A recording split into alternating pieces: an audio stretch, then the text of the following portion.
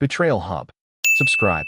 Subscribe for long-form relationship stories without moral lessons or fake endings. She didn't lower her voice. She didn't even look up from the screen. She just said I needed to get out of her space because I was hovering and distracting her. We were in the middle of her living room setup. Softboxes open. White backdrop clipped to the curtain rod. Camera on a tripod aimed at the window where late afternoon light spilled across the hardwood floors. She stood barefoot in ripped jeans and a black tank top, scrolling through shots on her laptop like I wasn't even there. Her name is Madison. My wife. She said she needed room to breathe. That I was always around. That real artists needed space. I was holding a light stand when she said it, just steadying it so it wouldn't tip. I set it down carefully. Didn't slam it. Didn't sigh. I just stepped back. She kept talking about her project. Female independence in the big city. Women in lofts. Women on rooftops. Women alone but powerful. That's what she called it. I work in elevator shafts across Manhattan. I spend my days between floors where nobody sees me. Grease on my hands. Cables humming above my head. I fix things that carry other people up. For months, I'd been helping her with lighting. Adjusting exposure. Hauling equipment up narrow staircases and walk-ups because the service elevators were broken. I never asked to be in the frame. That night, she said she needed more intimate creative collaboration. That her mentor said trust couldn't grow if I was always around. Her mentor, Ethan Cole, mid-50s, calm voice, silver beard, owner of a small studio in Dumbo with brick walls and wide windows that overlook the river. I met him once. He shook my hand and looked through me at the same time. She said he understood her vision, that he helped her see herself differently. When she told me to step back, I said okay. Just that. She waited for an argument. I didn't give her one. I unplugged the extension cords, coiled them neatly, carried the extra reflector into the closet.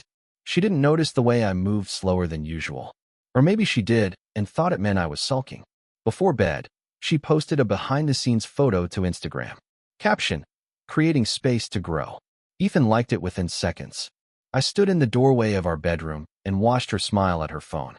Then she said it again, softer this time, like she was clarifying a boundary. She said I needed to stop hovering. So I did.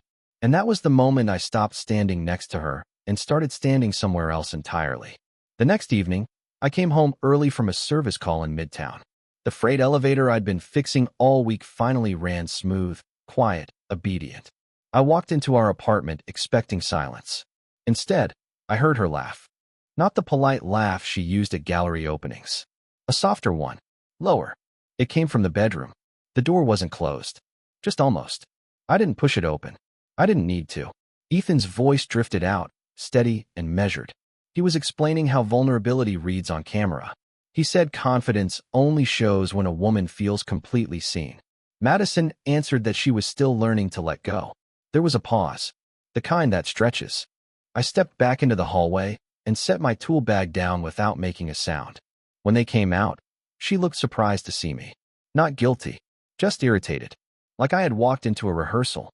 She said Ethan had stopped by to review her edits. She said the light in our bedroom was better than in the living room. She said they needed quiet to focus. Ethan nodded at me the way men do when they believe they're above the situation. He thanked me for supporting her vision. I told him it was her project. He left a few minutes later. Madison followed him to the door. She stood close when she said goodbye. Close enough that I noticed. After he was gone, she said I was being distant. She said she felt judged. I told her I wasn't judging anything. She watched me like she was waiting for a reaction that would justify her frustration. When it didn't come, she turned back to her laptop. Later that night, her phone lit up on the kitchen counter while she showered. A message preview flashed across the screen. Ethan's name. A single line. Next time, let's shoot at the studio. More privacy. I didn't touch the phone. I didn't need to unlock it. The word privacy sat there, glowing in the dark kitchen. In the morning, she told me she'd be spending more evenings in Dumbo. She said the commute was worth it. She said serious artists make sacrifices. I nodded and grabbed my jacket. She thought I was stepping back. What she didn't see was that I had started paying attention. A few days later, Madison told me she would not be home for dinner. She said the light in Dumbo was softer in the evening and Ethan wanted to experiment with long exposures.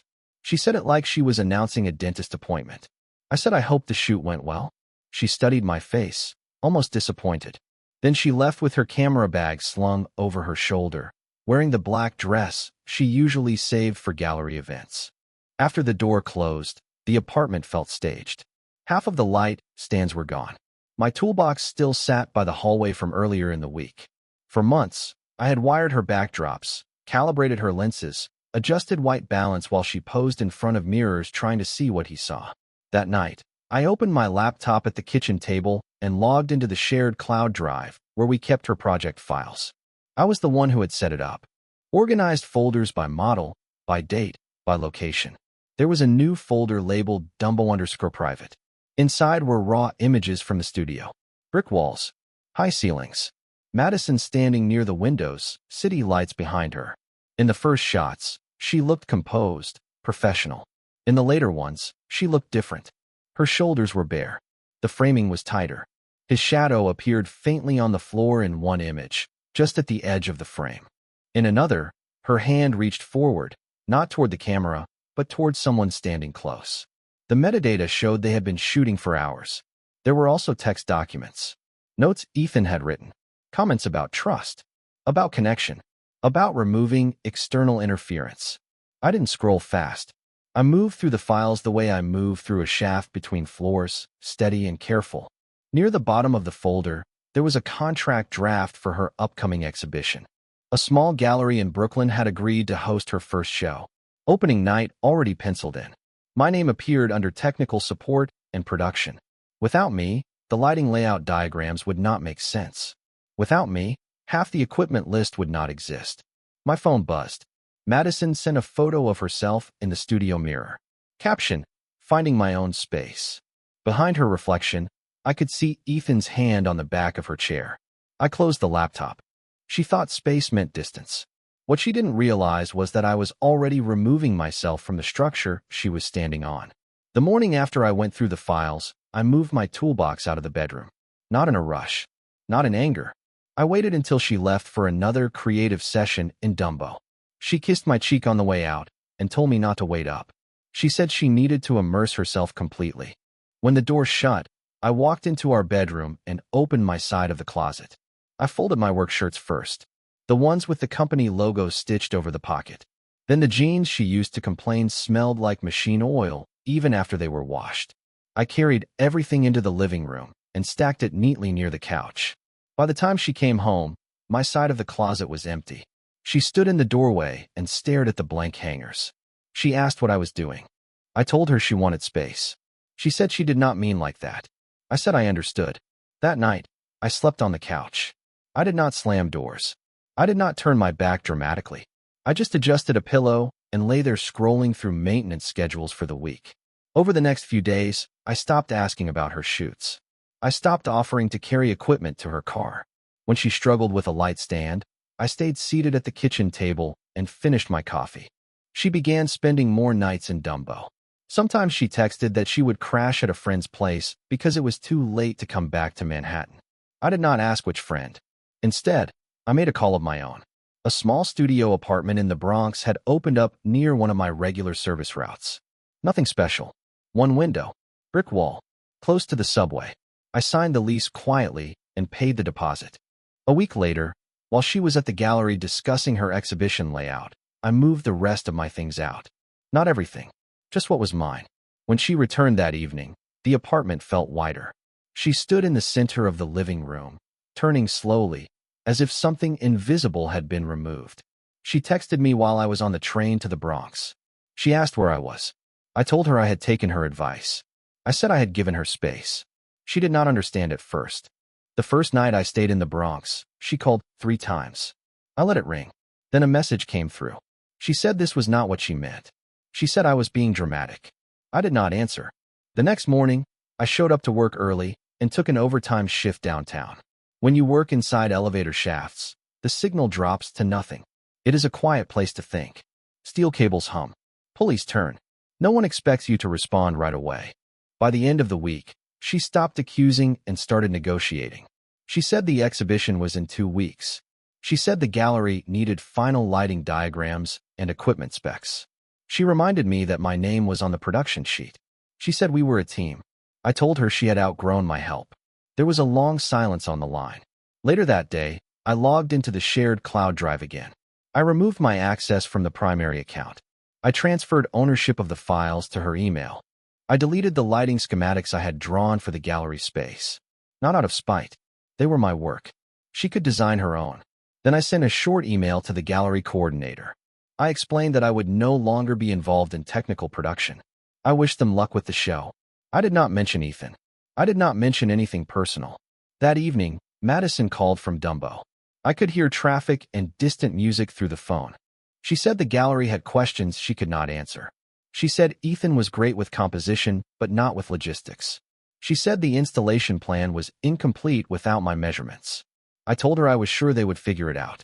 She asked if I was punishing her. I said no. The following day, she posted a photo from the studio. Ethan stood behind her, adjusting her camera strap. The caption read, "Trust the process." Underneath, someone from the gallery commented asking about the updated lighting plan. She did not reply. That was when she started to realize that space, once given, does not always come with a return address. The gallery walkthrough was scheduled for the weekend. I knew because the coordinator forwarded a revised floor plan to the old group email by mistake. My name was still in the thread history, even if I was no longer part of the team. I did not respond. I just read. Madison arrived at the gallery with Ethan and 2 assistants. The space was smaller than she remembered. White walls, narrow entry, track lighting that needed precise angles to avoid glare on framed prints. Without my diagrams, the layout shifted. Frames leaned against walls while they argued about spacing. The gallery coordinator asked about wattage limits and load capacity for additional lights. Ethan tried to improvise. He spoke about mood and shadows. The coordinator asked about breaker panels. Madison called me from the corner of the room. Her voice was tight. She said they needed clarification on the power distribution. She said it was just a quick question. I told her I was inside a service shaft and could not talk. That part was true. Later that afternoon, she sent a long message. She said the coordinator seemed frustrated.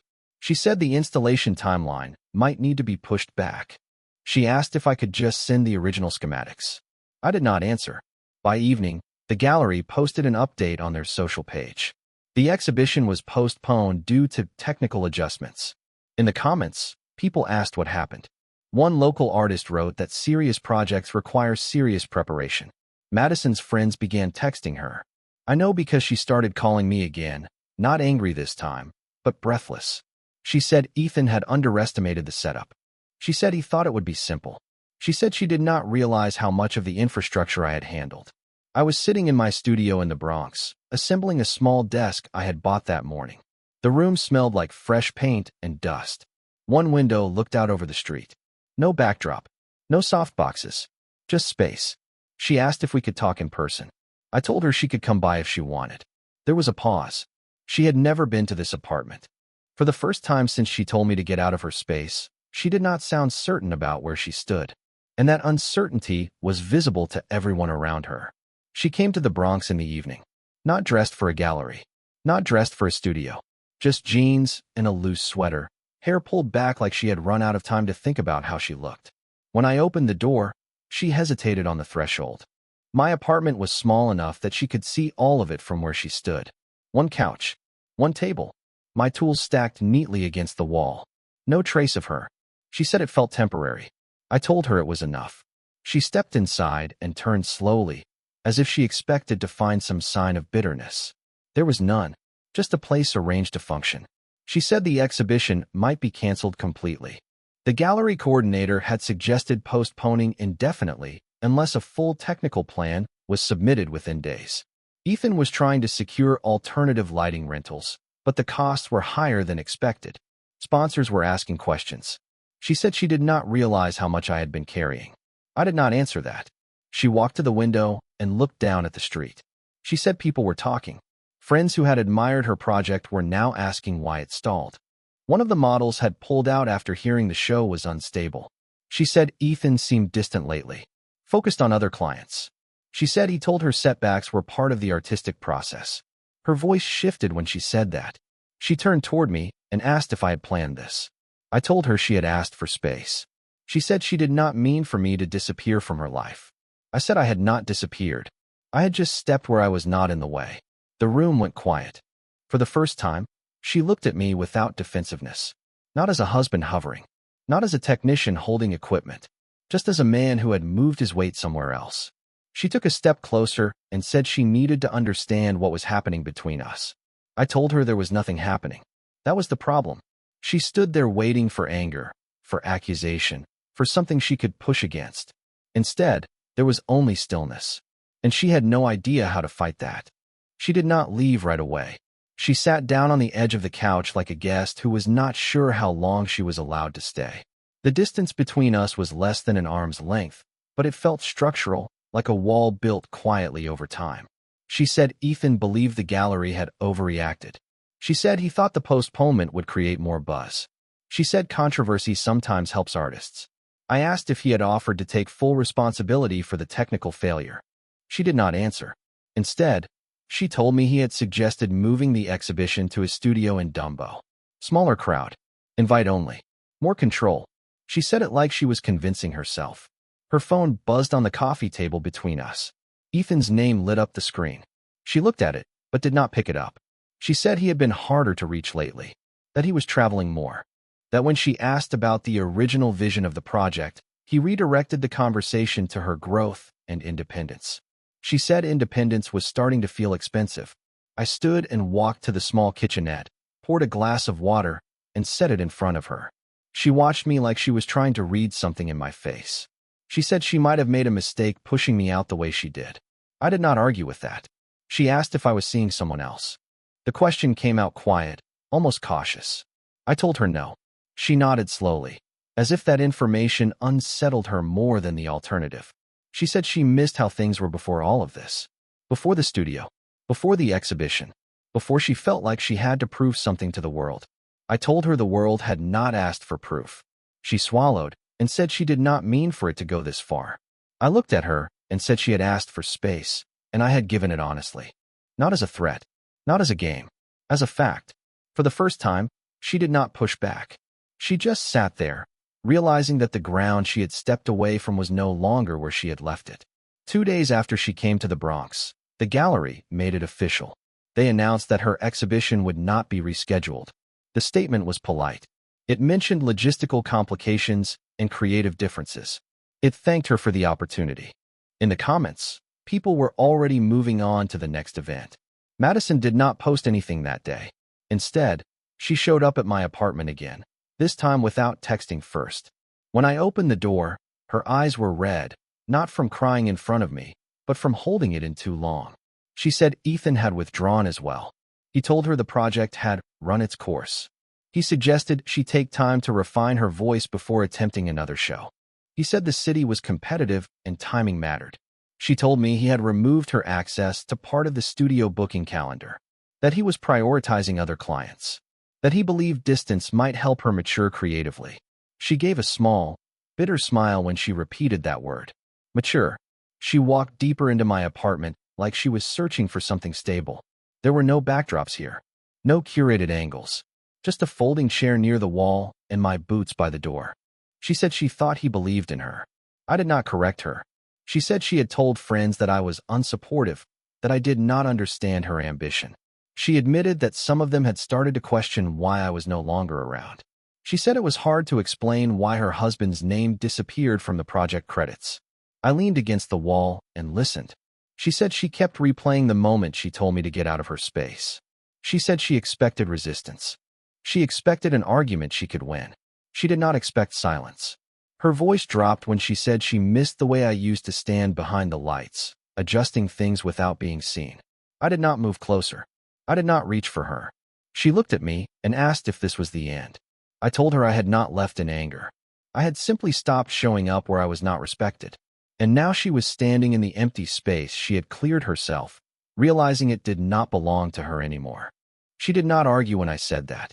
For a long moment, she just stood there in my small apartment in the Bronx, surrounded by walls that had never heard her voice before. The city noise filtered through the window, distant and steady, like something that would keep moving no matter what we decided. She said she had gone back to our place in Manhattan the night before and walked through every room. She said it felt staged now, like a set after the actors had left. The light stands were folded. The white backdrop was rolled up in the corner. Ethan had stopped coming by once the gallery deal collapsed. She said the silence in that apartment was louder than any argument. I watched her as she spoke. No camera between us. No soft lighting. No audience.